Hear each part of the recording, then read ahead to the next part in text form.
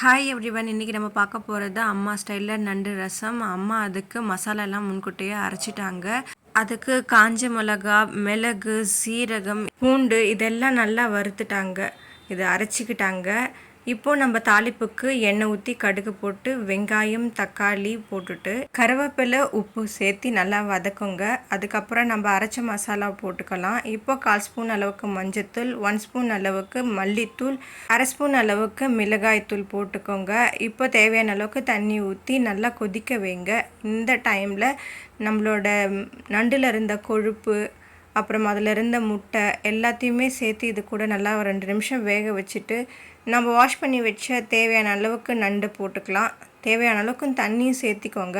இது நல்லா ஒரு 10 நிமிஷம் கொதிக்கிட்டோன்னு இறக்குனிங்கன்னா சுவையான நண்டு ரசம் அம்மா ஸ்டைலில் ரெடி ஆகிடும்.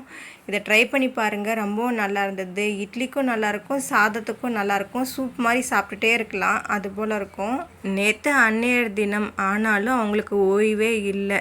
எங்கள் வீட்டில் அப்பாவும் தம்பியும் அம்மா சமைக்கிறது தான் பிடிக்கும். நாங்கள்லாம் சமைச்சோம்னா அவனுக்கு பிடிக்காது, எங்கள் அப்பாவுக்கும் பிடிக்காது. சமைச்சா சாப்பிடுவார் நல்லா இருக்குன்னு, ஆனால் திருப்திகரமாக சாப்பிட்றதுன்றது அம்மா செஞ்சு கொடுத்தா மட்டும்தான். அதனாலவே அம்மா சிரமமே பார்க்காம உடம்பே சரியில்லைனாலும் இந்த வேலையை செஞ்சிடுவாங்க. அப்புறம் நேற்று அன்னையர் தினம் எல்லாருமே விஷ் பண்ணோம். அம்மாவுக்கு ரொம்ப சந்தோஷம்.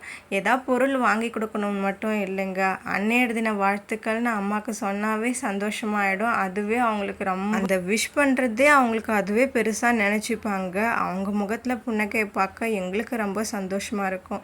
அப்புறம் எங்கள் வீட்டு குட்டீஸும் அம்மாவுக்கு விஷ் பண்ணாங்க. நேத்தி அவங்கவுங்க அம்மாவுக்கு எல்லாருமே விஷ் பண்ணியிருப்பீங்கன்னு நினைக்கிறேன். உங்களுக்கு இந்த வீடியோ பிடிச்சிருக்கு நினைக்கிறேன். Bye bye. Subscribe my channel.